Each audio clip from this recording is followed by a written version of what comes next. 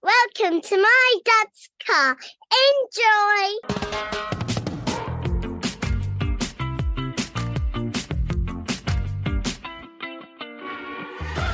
Welcome to My Dad's Car, a podcast discussing our personal relationship with automotive nostalgia.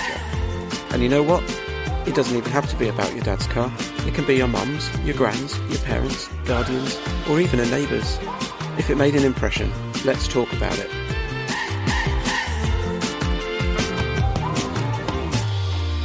Hello. Hey. All right? Yeah, not too bad. You? Yeah, all right. So I was just scoffing a sandwich. Oh, yeah. It is lunchtime. Yeah, a little bit of a mad dash. Oh, really? Literally dusting off the recording stuff here as well. It's been a few weeks, isn't it, I think? Yeah.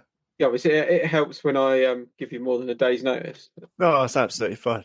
I usually just assume there's something going on a Friday, so it's kind of... Oh.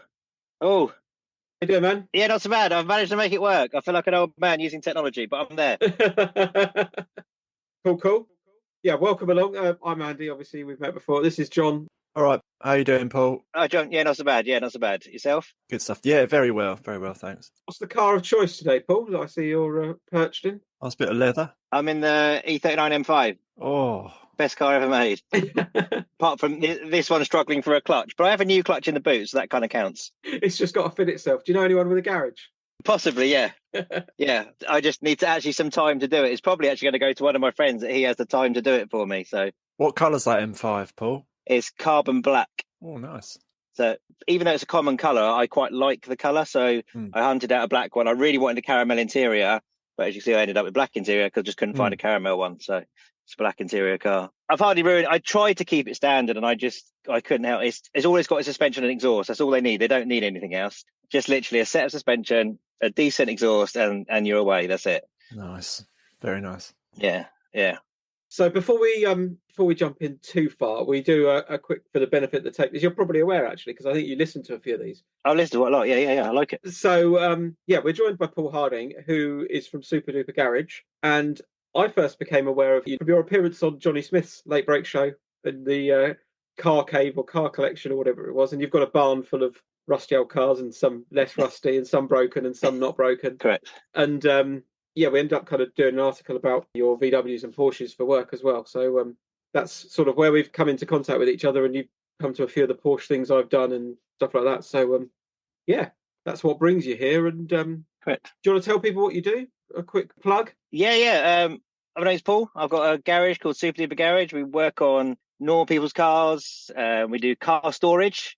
And I'm kind of being pushed by friends and everything into doing some car sales at the minute. Okay. So I'm just testing the water with it, and also I'm being shoved to do YouTube as well. So there is a YouTube Super Duper. There's not much on it, but there will be soon. Fantastic. Yeah. So with that aside, let's jump in. What's your earliest car memory? So earliest car memory is actually weirdly my first ever memory. Oh, okay. So my first ever memory is laying on my mum's lap in the back of a yellow car, and I could look up and I could just see the edge of a window frame being yellow. Okay. I sat with my parents trying to work out what it was. I always thought it was a Cortina, but it appears it's not. It would be a yellow Chevette that my dad used to borrow from work. Wow. Yeah, so that was my first, a yellow Chevette. And that's my very first memory of anything at all. Irrelevant of cars, but yeah, that's my first memory of that. What sort of age do you reckon you were? Tiny. So I think sort of literally sort of around the 2-ish bracket. Yeah. Wow. Yeah, little. It's literally first memory, and it's weird that it happens to be a car, but that's my first. It's always been my first memory, and it's I can see the yellow right now. I can see the yellow shape, everything, and it turns out it's a yellow Chevette. Yeah. How funny. Was it a company car for your father? Was he involved with cars at all, or? So my dad's an odd one with cars. When he met my mum, he had a minivan that was modified. Okay. That he put MG Sprite bucket seats in it. And he came out of work one day and found, because the seats were quite desirable, someone had nicked his seats. And at the same time, they nicked the driver's door. God. So he drove it home, sat on the spare wheel. He got the spare wheel out the back, sat on the spare wheel and drove it home with no door. It sounds like something from Mr. Bean, doesn't it?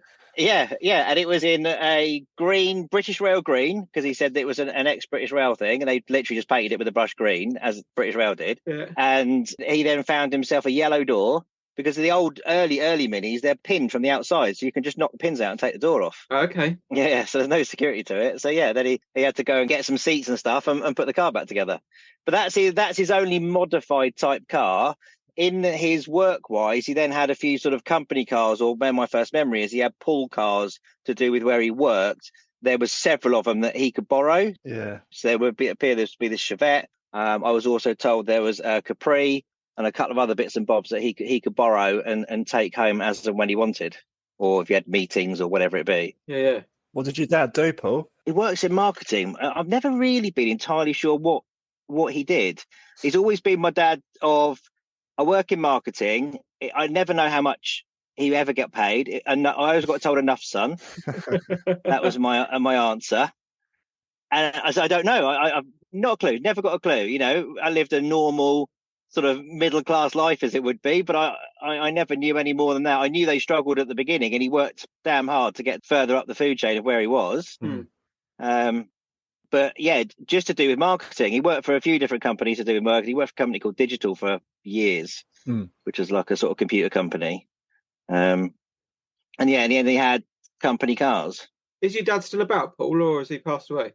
Yeah. No, mum and dad are still about. Yeah. Cool. Yeah, still about. Retired, but yeah, still about. Yeah. So he's always enjoyed stuff like that, and he always liked cars. Yeah. What happened to the Mini after the thieves took the seats and the door? He was trying to work out. He had the Mini. He married my mum in the Mini because my mum's dad was annoyed that they were going to go away from the wedding in a car with a different colour door, and it had a straight pipe exhaust, so it's really loud. Then he thinks he sold it. He can't remember. They had an escort van, and he didn't want the escort van. The reason he borrowed a car from work is because they couldn't pick me up from hospital in a van. Yeah. And I was told the reason they had the vans is there was a thing called purchase tax, which is now being replaced by VAT, but it even applied to second-hand cars. So a van was cheaper for them to own. Okay. So before I was born, they had vans. And then when I was born, they then had cars. And then he slipped into the world of company cars. Yeah. Were you an only child, or you got siblings? Okay. Yeah. Spoiled only child, standard issue. Yeah. So yeah, only child. Sitting in an M5, Andy. Yeah. Yeah. Have you got any unfinished business with Minis because of that story? Have you had one? No, I've never owned a Mini. My mum's owned a Mini. So when I was little, my mum, I've got a picture of me stood in front in a weird fluffy coat and some red trousers in front of my mum's Mini. Yeah. And that got to the point it failed its MOT and got sold to a bang eraser, and it got bang erased. So I know that's definitely dead. Yeah.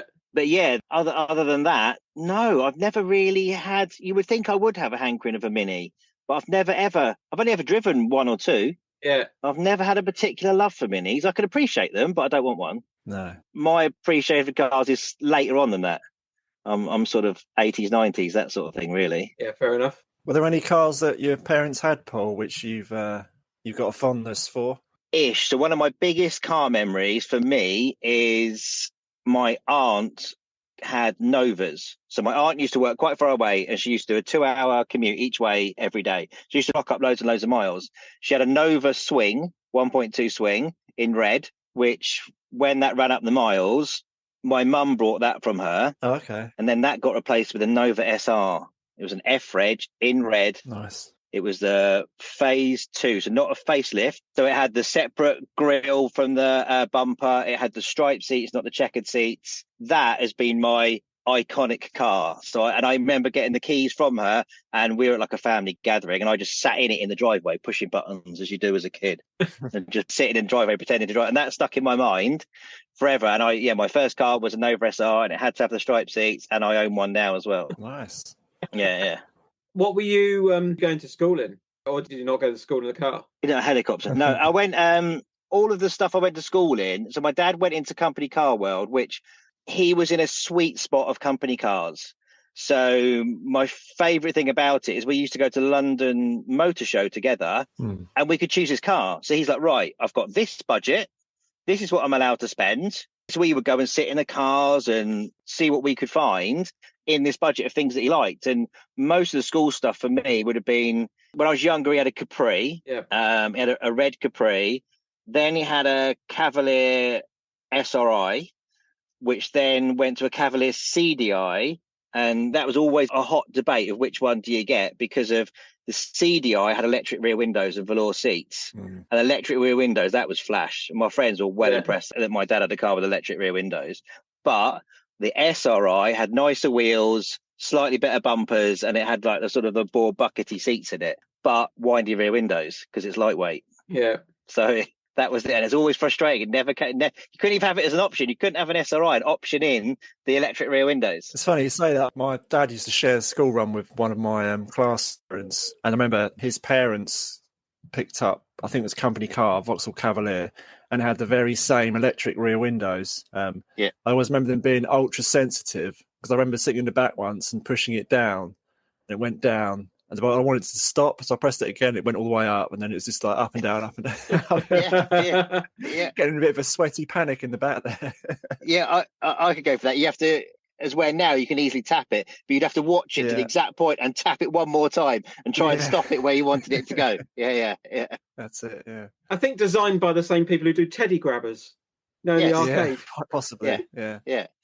But that was quite good. I always used to enjoy that. I used to go around and enjoy picking the cars. And the school run, I was talking to my parents last night about it, and I don't ever remember anyone having anything flash. So I don't ever remember, we just had a sort of normal car and everybody else had normal cars. I don't remember the one kid that turned up in, a fancy Mercedes or BMW.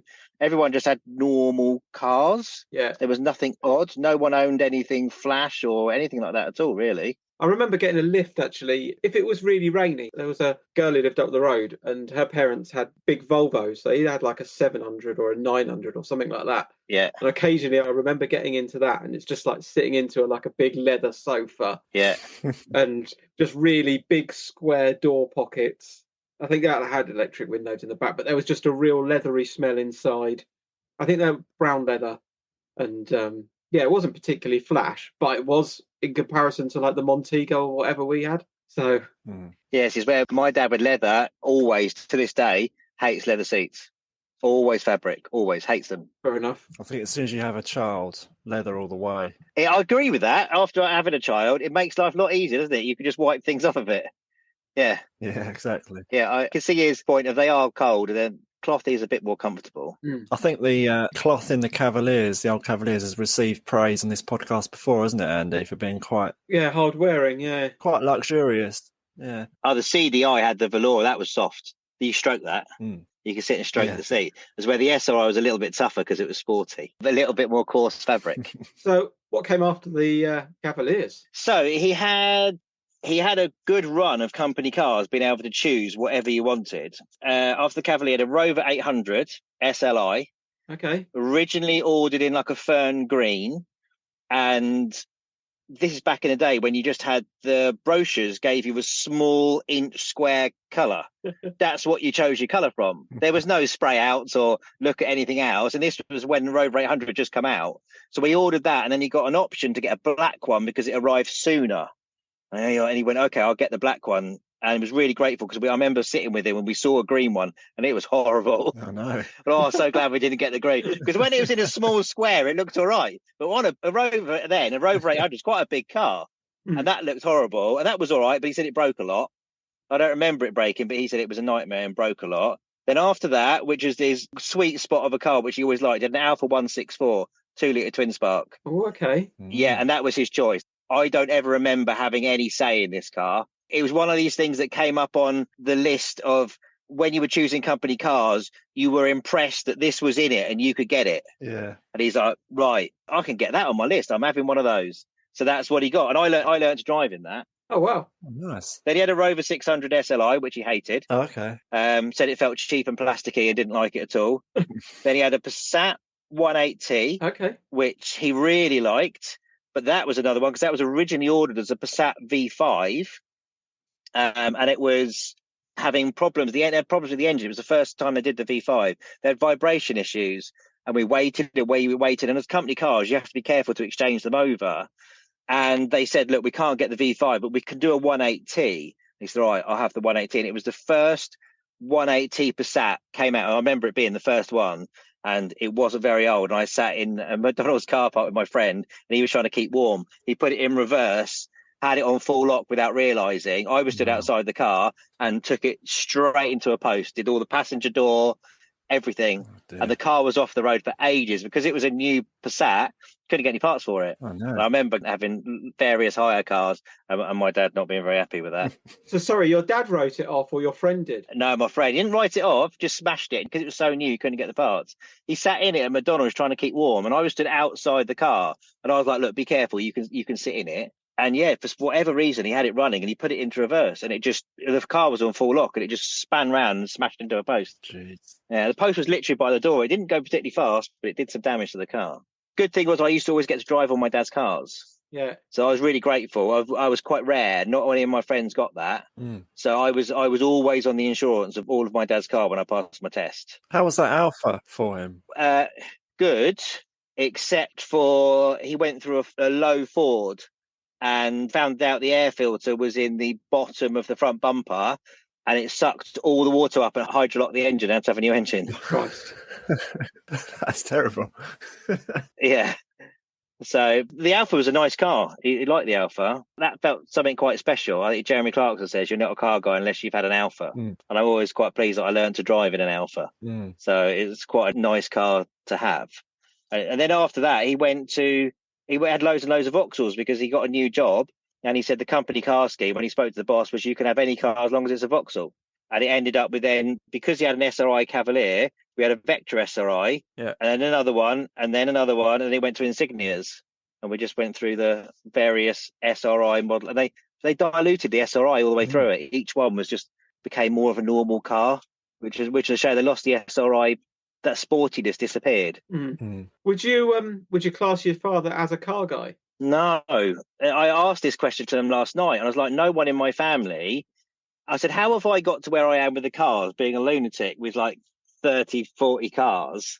Where has this come from? And my mum said you were always obsessed with cars, and she said you'd always sit and play with cars if you ever had an option with it. And I remember as a kid getting Max Power at school, and I used to sit and read Max Power at school. Yeah. My dad's he liked cars and liked getting a new car, but he was never fussed with anything fancy. So if we did the motor show, I said to him last night, if we did the motor show, we never went to look at the Q and stand and the Ferrari stand never. We just went to look at normal cars. But equally, I was never bothered, and I'm still the same now. I'm not really bothered about the supercars and stuff. So yeah, he's never been a massive car person, and neither has my mum. And so trying to get them to remember some of their cars was hard because a lot of them, they were just a car really. So I'm not entirely sure how I've managed to end up where I am with cars. They both had a car each. They both like a car, but they're not fussed by it at all. Nothing fancy flash, or they just want something that's nice and reliable, really. Maybe it's just a combination of all those little, like going to shows and being able to help your dad choose his next company car, that sort of thing. I guess all those little things might add up and kind of make you into it more, potentially. Yeah, completely agree, because I said to him last night, I really enjoyed going to the motor show. And so that's one of my big memories, irrelevant of cars. I really enjoyed going to the motor show and choosing the cars with him and just sitting in the normal cars. And as a kid, it's quite exciting getting in different cars and being able to sit in them while they're on a rotating table somewhere or whatever it be. And even when then the company car scheme changed and you just got selected from a list, it wasn't as exciting, and he always got annoyed with it because they weren't necessarily the cars he wanted. But it's quite interesting. You got a list of 30 cars or something, and you go, right, and you would decipher through and look at the options and go, right, yeah, okay, let's go for that one there. I think it was all ultimately his choice, but I felt like I was helping him choose. Are there any he missed out on? You really wished he'd gone for a particular one and he'd gone for something else? No, I don't feel like that either. I think looking back as a kid, I'm not sure how much say I had in it, but I felt like I had a say in it. Yeah. If that makes sense. But so I don't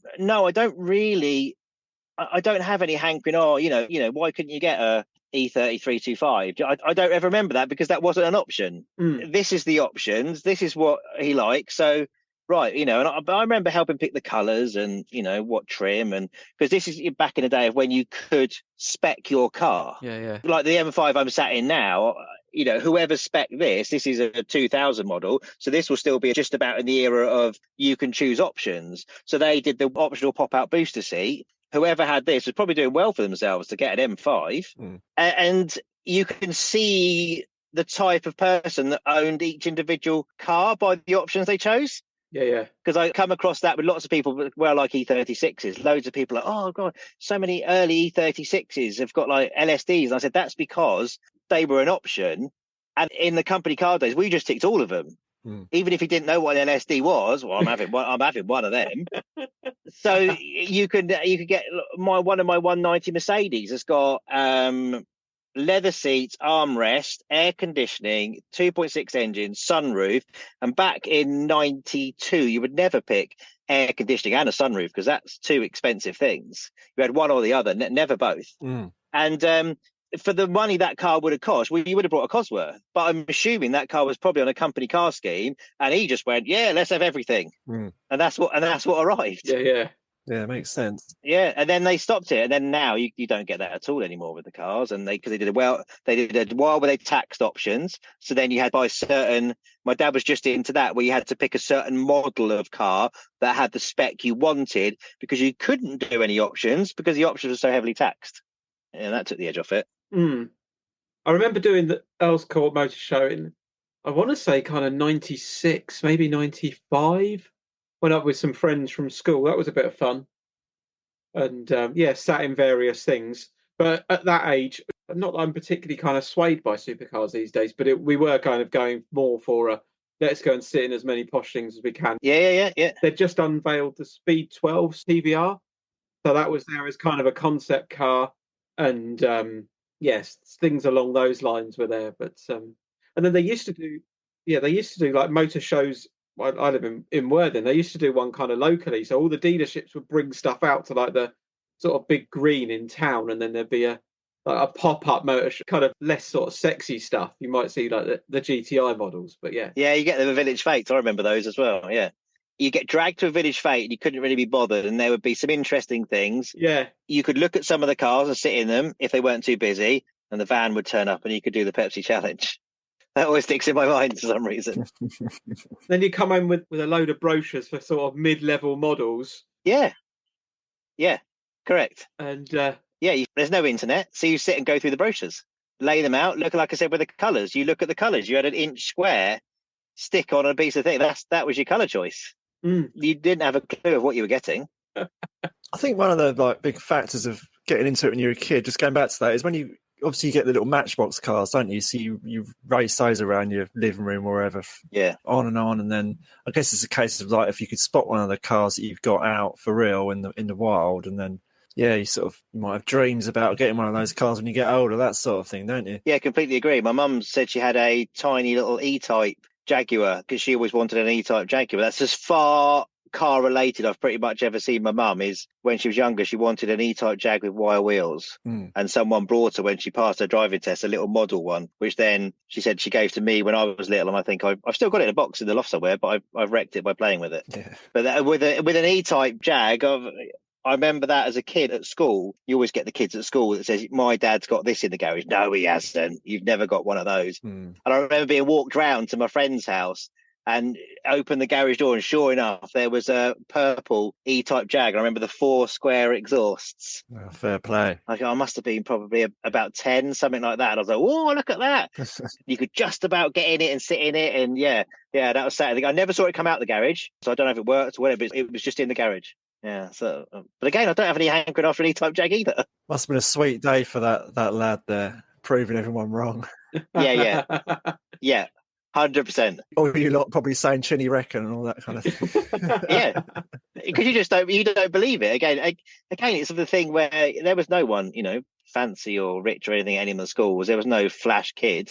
So that, the fact he had an E-Type was, even to this day, E-Type's always been held as a high standard car, hasn't it? It's always been, an E-Type.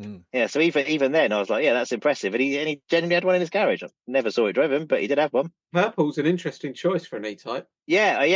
Yeah, agree. I imagine that to be a rare car. I've no idea if it's a Series 1, Series 2. But I just remember the 4 square exhausts, and I remember it being purple. Purple, it feels like a 70s colour, doesn't it? It does, yeah. More of a later one. Like a Cadbury's bar. Yeah. Yeah, it was that kind of purple too, yeah. And I think I can remember exactly where it is. I always wonder whether it's still in the garage.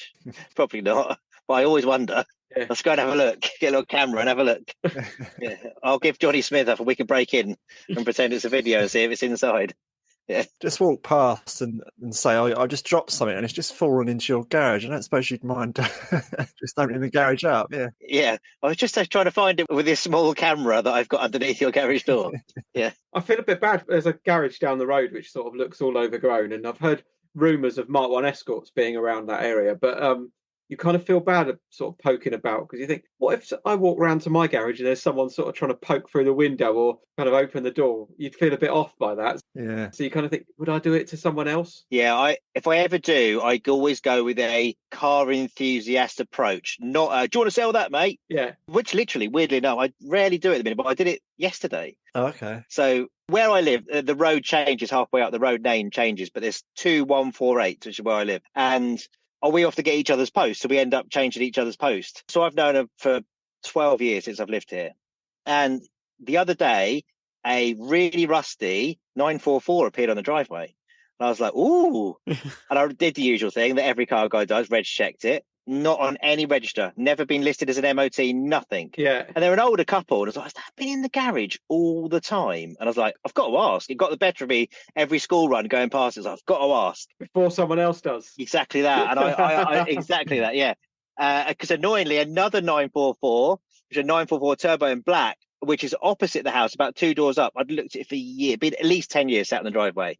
And I thought, I must knock on that door. And every single Halloween, I trick-or-treat the house with Poppy every time, just in case they answer the door, because I'll lead you in. Oh, why you've got some sweets? What's with a 944? And it one day recently, it's only in the last few months, it disappeared. No. And it's appeared on one of the 944 forums that someone's brought it. So I was like, oh, gutted. But yeah, the 944 with the old couple turns out it's their grandson's car. He's just brought it. And wants to restore it and didn't have any space. And they've said, look, you can use our driveway or use our double garage. So, yeah, it's not for sale. He just wants to restore it. I've looked at it. He's got a long road ahead of him, as you will know with 944s, isn't it? That's a world of pain, a rusty 944. Oh, it's rusty as well. It's not just a little bit. It'll be bad.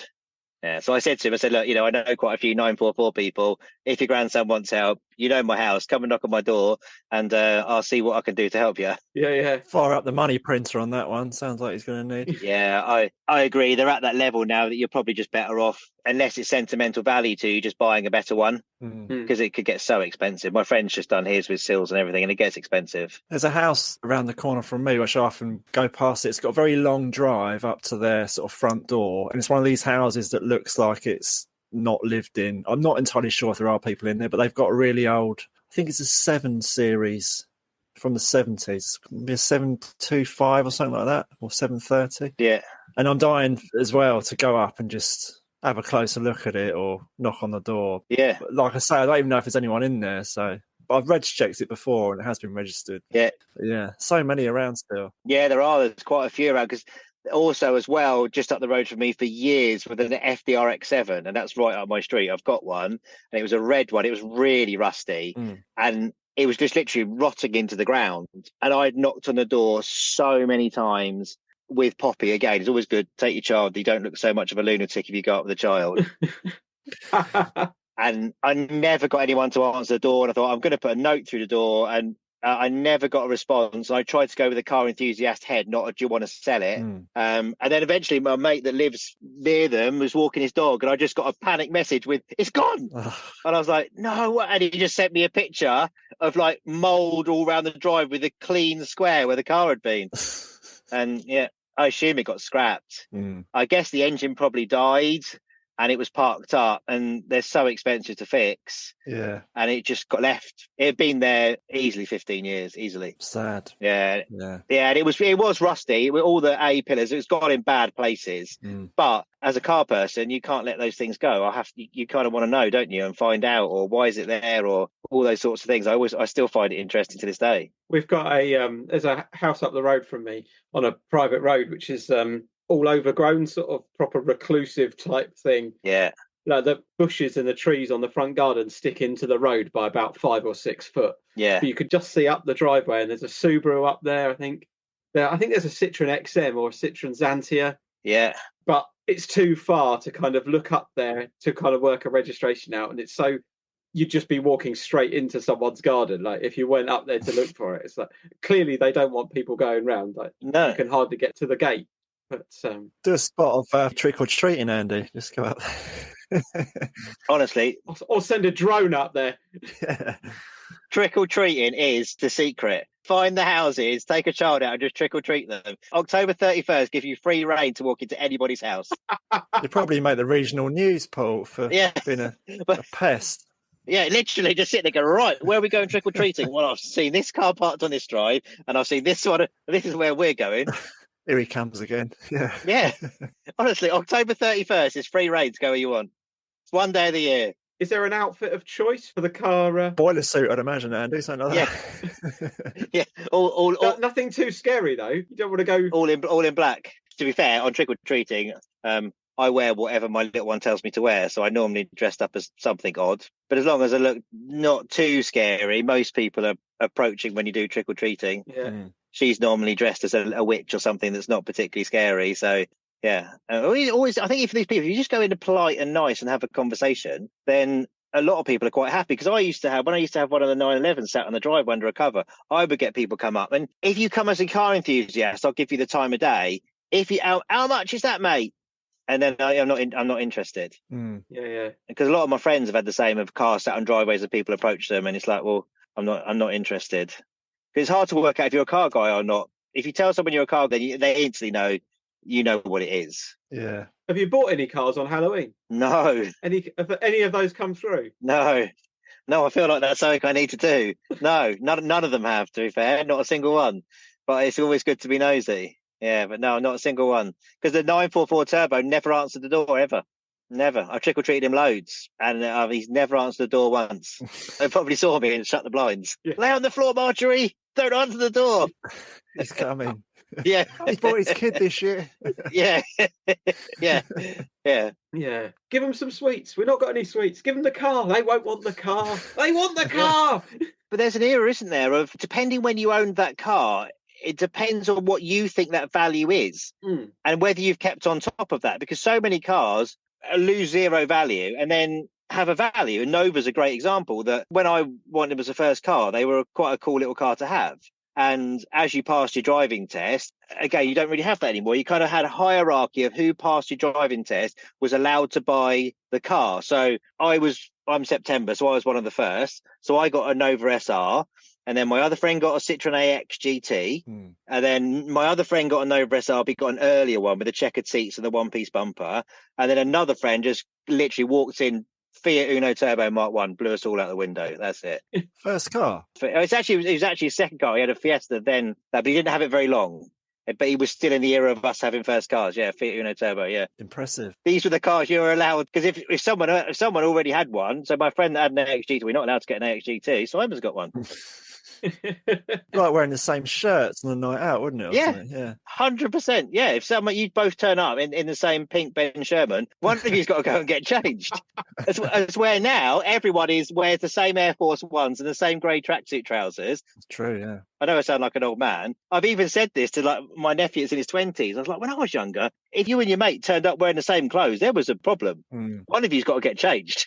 Yeah. There's no ifs or buts. One of you is getting changed. Yeah. So, yeah, the rule applied with cars for me and my mates as well. So we all had different cars. There wasn't many that had the same car. We all had something different. Makes complete sense. It might not be your first choice. Takes me back to the old Parker's guides. Yes. Where you used to have to flick through those and work out what insurance group they were. Yeah. And how many horsepower can you get for kind of insurable rate when you're 17, 18. 100%. The Bluebird Turbo seemed to be kind of a bit of a dark horse. Yeah, there was a few there were always a few people in there even would work out loopholes.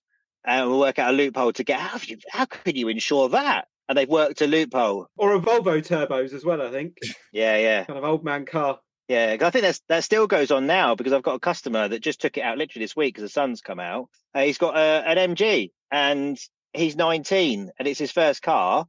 and you pay 600 quid to insure it. Not bad, is it? He goes, it's so much cheaper than a Lupo or something else. So he goes, I drive this. And I was like, cool, that makes perfect sense. I think I saw the video actually of him driving it out there. Yeah, that's it. And he goes, wheeze, he drives off. Yeah. Yeah, because you don't often get that. I was really pleased. I'm quite pleased when I see young kids that are into that kind of stuff. It always makes me smile.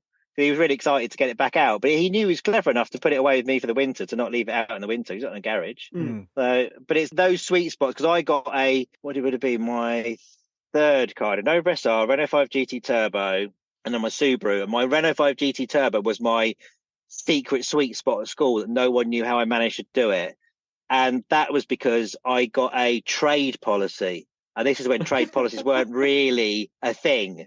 And I managed to get a trade insurance policy that then allowed me to drive any vehicle, which meant I could get a Renault 5 GT Turbo. Nice. Yeah. And this is impressive stuff, really, Paul, when you think, because this is all done.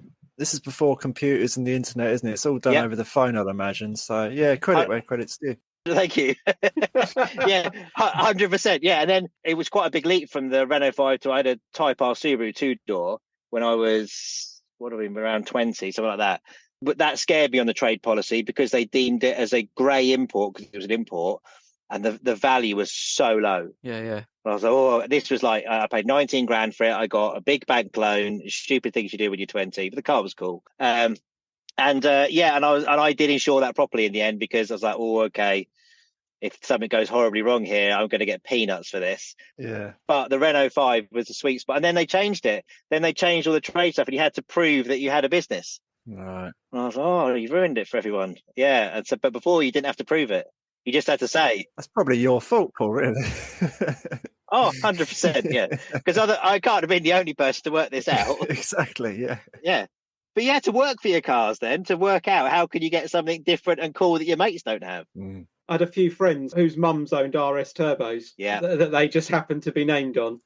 Yep, exactly that. Because that was the other thing. Yeah, you get your parents buy the car and you as a named driver, but they've shut that loophole as well after a while. Well, sports. But that was a good one, that was. Yeah. It's not like anyone crashed them or anything. Yeah. So I don't know whether we've asked whether there's any vehicles from your parents' past that you've kind of gone on to own, or whether they're on the tick list. No, so the only one, and I'm not a massive Capri fan, but I can appreciate them. There is a red Capri. Annoyingly, I don't have the reg with me at the moment. I'd love to get you put the reg out to see if you know of anyone that has it, because I've not been able to find it. So it's a red Capri that my dad had brand new as a company car. It's one of his first company cars. This is in the era again of when the company car option came to an end and you got your new company car, you were allowed to buy it. And they gave it to you such a cheap rate that you could barely say no. But this wasn't in the era that they go, right, you can buy this for, say, 10,000 for argument's sake. Or now people would buy that and flip it for 17 the next day. But that wasn't then. So you'd look at it and go, well, I don't need that because I've got a new company car arriving. I won't buy it. So family members used to buy them. Okay. So my granddad, so it's been my mum's dad, he brought it. He wasn't, again, not a car person. He liked the mechanical objects of what it was. And he would keep it so clean. He would just proper granddad with the car. It was always clean, always serviced on the button at the correct mileage, MOT'd on the correct day. Anything it needed, it got. He used to take it to Ford to get serviced. And I remember people telling me that the Ford people used to come out and look at it underneath for how clean it was. And I was gutted because he kept it for years and it got traded in for a Rover. And I was just of an age of driving where I knew what was happening with it, but I didn't know it was going. And I really wish I'd had it. And he chopped it in for a Rover 400 because him and my nan struggled to get in and out of it. So they've got a Rover 400 automatic, which is the car I, in the end, inherited. And I was always disappointed. I even went to the Rover dealership to see if they still had it when I found out he Part X'd it to try and get my hands on it. But I couldn't. It had long gone. They used to just get the Part X's and just ship them off on a lorry. We'd come and pick them up the next day and take them away. And I've never seen it since. The reg has never come up if I check it. I've put it on a couple of Capri forums. Nothing. That's a shame. It's an e-reg. I have to find the reg out for it. You can put it on your platform somewhere. Yeah, and that's the only car. The rest of it, I'm not overly fussed with any of them. I appreciate them. But the Capri, because my dad had it for brand new and then my granddad had it, that's my only one. But it's got to be that Capri, I guess. Yeah, it's got to be that Capri. It's not just any red Capri. It's got to be that one. No, it's got to be that Capri. Yeah, because I'm not a Capri fan, and I was like, no, it's got to be that Capri. Because I've owned a Capri, but this is back in the day of when you saw the first flake of snow, you ran to the petrol station with your mates, and you got the free ads. And you searched every rear-wheel drive car for £50, and you phoned every single rear-wheel drive car for £50 to see what you could buy. And one of the times we ended up with a Capri, and then my mate managed to spin it around and put it into a barrier. But again, being a kid, I didn't, I was probably 18, something like that. I put it up for sale, and my phone went, because this is when people had to phone you, went absolutely ballistic for it. I was like, why the hell are people after this thing? And it turns out that it had RS4 spokes and a 5-speed box, which is what all the Mark II Escort boys wanted. Right. Because the guy that came to buy it, I was like, I'm really sorry, it's got a bang on the back. This is what I made it. He said, oh no, I literally want the wheels and the gearbox out of it. I don't want anything else. I was like, oh, okay. Now I'm older, I understand that now. But at the time, I was like, what does he want this for? Why is this so popular? But it's because it had RS4 spokes and it had a 5-speed box. So it was really desirable. But yeah, you live and learn. But the free ads and all that kind of stuff, and going back to saying things to do with my dad, he used to help me look for cars. When I got my Nova, we would go and get early in the morning on a Thursday, I think it was, it came out, the Auto Trader. And you would sit with your Auto Trader and circle all the cars that you could phone at 8:30, 9 o'clock, depending. You don't want to push your luck and phone them too early. But you needed to get in there early to get the car. Mm. Yeah. And then you go around and look at the cars. Yeah, we used to have the Friday ad, but you used to be able to get it on a Thursday night. So you could go up to the chip shop or something. They'd have it on a Thursday night. Yeah. So you could kind of get in there early. Yeah, I had the odd night out with my mates, and you stop at a petrol station. And again, none of my mates have been massive car guys either. And I'd be like, oh, the Auto Trader's out and it's 3 a.m. And you can see them all bundled out the front. And I'm like, can I have one of those? Like, well, we shouldn't really be selling them to you. No, come on. And I'll get the Auto Trader out and I'll go, right, what can I get? Because it was a big deal. I remember hunting for my first car. It was such a big deal. And I failed my first driving test. And then my driving instructor said, well, you know how to drive. And he was great. He took me around lots of local car garages looking for Novas. So we came up with this idea, which we're going to call it Part X, which is a cross between Twitter, where you can only have so many characters, and a bit like an exchange and mark, where we want to bring back the acronyms for sale adverts. So the complete polar opposite of collecting cars, etc. Yeah. Where everything's like walk around videos and you can basically sniff the car through the screen. There's like 30 words. And you've got to phone someone. There's a really rubbish picture. Yeah. And it just brings that whole thing back. That preferably a black and white picture, or a picture where you've got like your thumb over the lens or something, just to sort of give it that. Yeah, because in the Auto Trader, you used to have to pay more for a colour picture. So most of them were black and white. Yeah. It was quite expensive to advertise in colour. Mm. Yeah, I remember that as well. As we're talking black and white and colour. Now I feel really old. But yeah, and like you say, there was all the abbreviations because like you said, you only had a certain amount of words. You needed to get the FSH and all these things to tell people about full service history. BGC. That's it. EW, electric windows. AC. Yeah. PAS. PAS. Yeah. You couldn't use a comma because that would take up one of your characters. Yeah.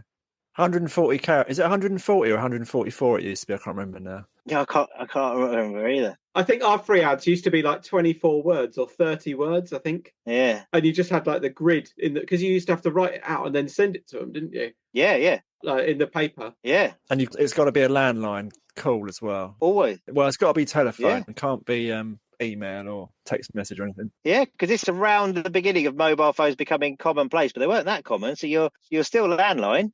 Yeah, up to late 90s probably, I guess. Yeah. When everyone started getting phones in their pockets. Yeah, 100%. Yeah. So it's landline to ring up the car, and then you had to take their word for it.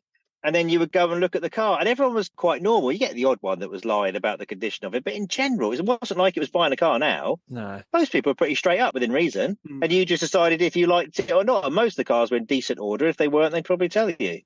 I suppose because those ads as well were paid for ads, there's a lot of the free ads now, wherever they're posted on Gumtree or Car and Classic, there's more chance of a scam, isn't there? Because they're not paying for anything in the first place. So you don't have to put the effort in. No, you don't at all. There's no investment in that. Is there a picture with your phone, which can be kind of really rubbish? Yeah. And just, yeah. I've tried to sell a couple of cars on one of the sites I just mentioned, and you get a message saying, say you got the car up for $3,000, they'll say, would you take 2.5? And I'll say no. And they say, okay, I'll come tomorrow, pay $3,000. And you think, well, that sounds a bit scammy. Yeah.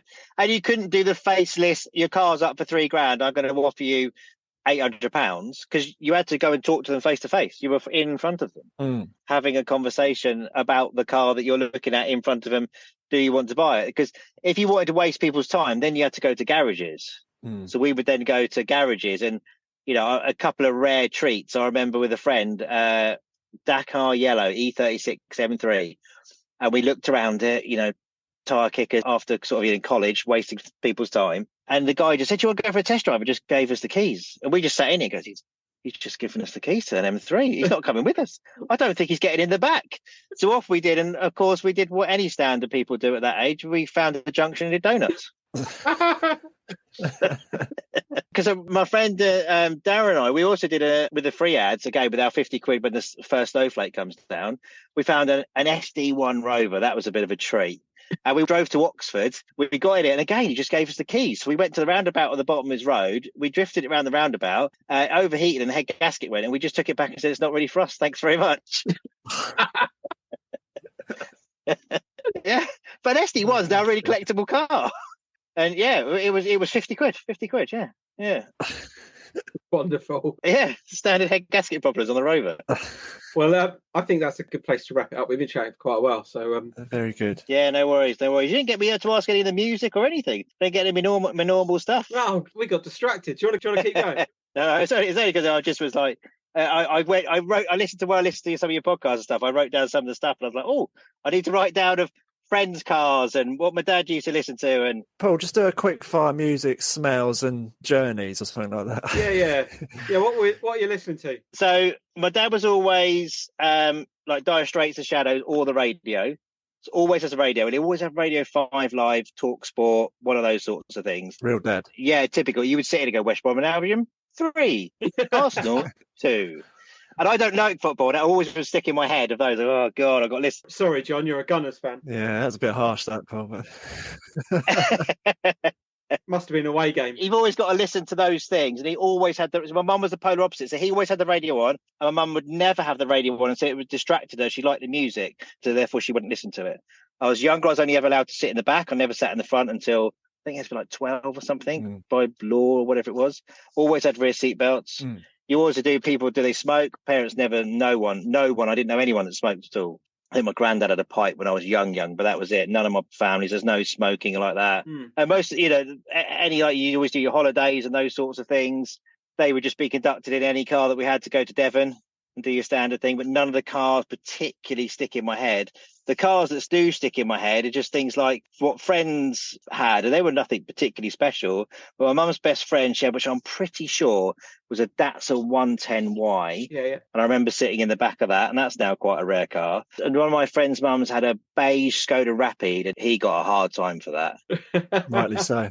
They came up in a recent podcast, didn't they? The Rapides. J-Max, actually. Was it? Yeah. That's it. Yeah, he got a hard time for that because his next door neighbour, his dad, which is will please you, had a Citroen BX. Yay! Oh, there we go. Look at that.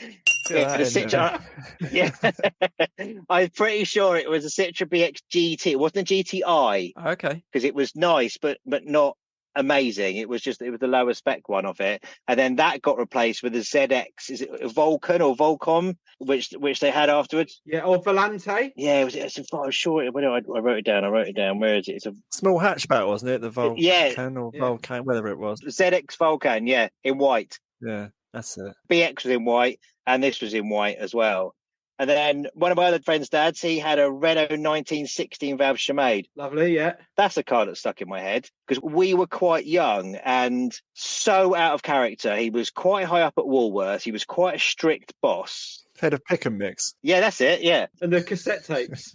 Yeah. And he had a Renault 1916 valve, which didn't really kind of suit him as such. And I remember being with my friend and I sat in the back and we were going to get some new tyres. And he said, well, it seems silly to get these tyres taken off as they are. Handbrake up, full burnout. Mind blowing. And it's just so out of character. He was so... And just sat there at the end of the road, full burnout. And then off we went down the road to the tyre shop. got some new tyres. You must have had a tough day in Woolies or something that day. And just Yeah. letting off a bit of steam. Someone stole now 32 or something. Yeah, it was unbelievably out of character. I can't explain how much out of character it was. And that stuck in my mind because that was quite funny. And when you're a young kid, that's funny. Never saw him drive like a lunatic, nothing. Always sensible, just the one burnout. What colour was it? Blue. Yeah, blue Chevette, yeah. Nice. Yeah, but then all of his other cars were just like, a Honda Legend and stuff. It was just that one random standout car, that one random standout burnout. There wasn't anything else much to it. It's really, really, really random. Devon is such a typical holiday destination. I think everyone's gone to Devon. Yeah. That was it. Yeah, everyone went. Yeah, loads of people went to Devon. Yeah, either there or Wales. Yeah, lots of people did Cornwall. Cornwall's quite far though. You always think Devon and Cornwall are the same, but Cornwall's just a good 2 or 3 hours further. It's a bit further than you think it is. Yeah. But yeah, again, none of those cars stick massively in my mind, but they would have been of whatever car they had at any given time. But one of the Cavaliers stuck on mine that you had parked on the driveway and they live on a hill. They still live in the same house. It was the CDI. We came out one morning and it'd gone. Oh, where's it gone? And it had snowed and it hit the ice and it slid all the way down the road and bounced off everything and not hit a single thing. Wow. And just walked down to the bottom of the road, found it at the bottom of the road, got in it, started up and off he went. Nothing wrong with it. It's incredible. Yeah, because he's had a few stereos stolen as well because of where he would tick the option for the better head unit. We had quite a few head units stolen, whether it be at the train station or at the house. People would come and nick the head unit out of it. Bit of a dying art now, that, isn't it? It is, yeah, very much so, yeah. We had a Mark II Astra that got stolen off our driveway. It got taken about half a mile up the road, just got abandoned outside the school up the road. Just didn't fancy it. Yeah, I can say I don't like this. No. What have you stolen this for, Dave? It's got cream seats. I don't want the cream seats. And they just got out and left it. It was nothing special. It was blue. I don't know what, grey probably the interior, but maybe they wanted power steering. I seem to recall they were quite heavy, the Mark II Astra. It had the wrong options. Yeah. Yeah, just left it. I'm always fascinated by people who do weird things like that. Can you just write me a note of why and just leave it on the dashboard? Because it's such a weird thing to do, isn't it? Would have preferred electric rear windows. Yeah. Please let me know if you're going to invest. We'll be back. Yeah. Really disappointed. Because there was a guy down the bottom of our road that had a Saab, I think it was. And because, again, company car, window got smashed, nicked the stereo. Then they waited for a week for it to get replaced under company car stuff. Did it again? And they came back and got it again. Yeah. And it's of an era of company car, kind of just inconvenience. It's really a phone call and a man turns up and takes it away and replaces it for you and brings it back. Again, nowadays it's all insurance stuff, but you don't get company cars in the same way, do you? Crazy. Well, yeah, thank you very much, Paul. It's been thoroughly enjoyable. That's all right. No problem at all. And hopefully good fun for you too. Yeah, that's good. I've really wanted to do it for a while, so yeah, I appreciate it. Yeah. And I think we feel privileged for breaking you into Zoom as well. Yeah. Welcome to the world of Zoom. Yeah. It is weird, yeah. Genuinely, I've had one other video call like this in lockdown, and that was with my mates. And at the time, I was converting our garage, and all my mates were like, "What are you doing?" Because all we could hear was like, and sawing stuff. And I'm like, "I'm busy. I've got stuff to do." And they're like, "God dear, I'm just going to mute you. I can't bear it." So yeah, and that's it. Other than that, I've had to work or do stuff. So I don't really have a Zoom job. So I've had to do bits. I've never had to do Zoom. So when you said say to Zoom, I was like, I've got to download this and work out what to do. Got to be the first Zoom in that M5, I reckon. You've got to be, yeah, 100%. Yeah. First one I've done, that's for sure. Yeah. Cool. Excellent. Thanks, Paul. Thank you very much. No problem. Cool. There we go. That's our longest yet, I reckon. I know, yeah. It flew by, actually. Yeah, no, it's a really good one. I enjoyed it. Yeah, some good stories. And I do feel a bit bad that we left all the questions to we got distracted somewhere along the line. And I'm not sure exactly how. I think we went off on a tangent, didn't we, of sort of barn finds and street finds. Oh, yeah, Halloween. That was it, yeah. Trick or treat barn finds. Yeah. And then, we forgot to ask about cars sliding down icy hills. And we forgot about the podcast, basically, didn't we? It's easily done. Yeah. Oh, well, I enjoyed it. Yeah, good stuff. And, interesting car. The motor show was good because, I remember doing a motor show. Purple E-Type in a garage. My dad had an E-Type, as it happened, so that was cool. It's quite refreshing to hear as well. Not many of the people we ask, we usually ask them if they have any say in the cars that their parent or parents choose. Most people say no, none at all. But yeah, Paul actually did have some sort of sway on it. Some skin in the game. Yeah.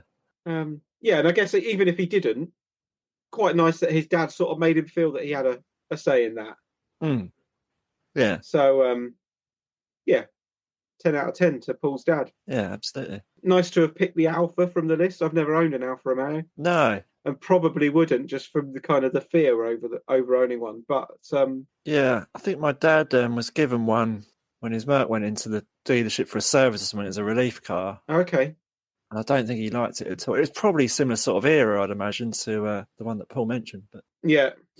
No, I've never been close to sort of getting involved with one, I must admit. Yeah. Vauxhalls with electric rear windows. A lot of Vauxhalls, yeah. Yeah. Dad had one Cavalier. I don't know whether he had another. But that was a GL, I think. I've been seeing a few, because there are still a few Cavaliers knocking around, aren't they? I was kind of think it's a more desirable option compared to the Ford Sierra of the same era. Yeah. But price-wise, I think they're sort of chalk and cheese, aren't they? I think the Fords are worth quite a lot of money now, aren't they? Whereas the older Vauxhalls, I think, are probably affordable in comparison. Yeah, I don't know what they go for, but I think they're probably far less than they're not rear-wheel drive, are they? That's kind of the retro attraction. True. For either young hooligans who want to go drifting, or kind of people who are sort of reliving their youth. Whereas, I think the Cavaliers are front-wheel drive, so you've got to really want one, I suppose. True, yeah. What else can we pull from there? The radio, obviously, radios and Dire Straits and Shadows and the like. They come up, and the Shadows, yeah. Classic dad music. Apologies about Arsenal's loss, West Brom. Yeah, well, the Hawthorns is a tough place to go, and we got a couple of goals, but who do you think put those through? Lee Dixon? Do you think he one of them? Well, yeah, he probably would have crossed one for Ian Wright, I'd imagine. Yeah. Still haven't heard from Ian, have we? Paul Merson header? No, it wouldn't be with his head, not Merson. No, likely sort of. Seaman from the halfway line? That'd be quite something, wouldn't it? Good old David. Yeah. No, nothing from Ian Wright yet. Occasionally I see him pop up with little videos of him driving and singing to himself on Instagram. Yes, I saw one only this week, I think, singing a song. And there's like a pedestrian out of his window that sees him sort of singing at the top of his voice with his window down. He just sort of like looks at them and continues sort of just singing along in complete happiness. I think he's focusing on his new cooking range, actually. Oh, really? That's his latest thing? Yeah, he's got some new bits out. I think it's called Uncle Ian's. Oh, God, yeah. Anyone interested in getting influenced possibly by a gentleman called Ben. Yeah. Not range of rice. No. Uncle Ian. Yeah, fantastic. Okay, let's wrap it up. Thank you very much, John. All right, mate. And roll the credits. Thank you for listening to My Dad's Car. I hope you enjoyed the show. Please support us. Buy us a coffee and subscribe. And tell all your friends.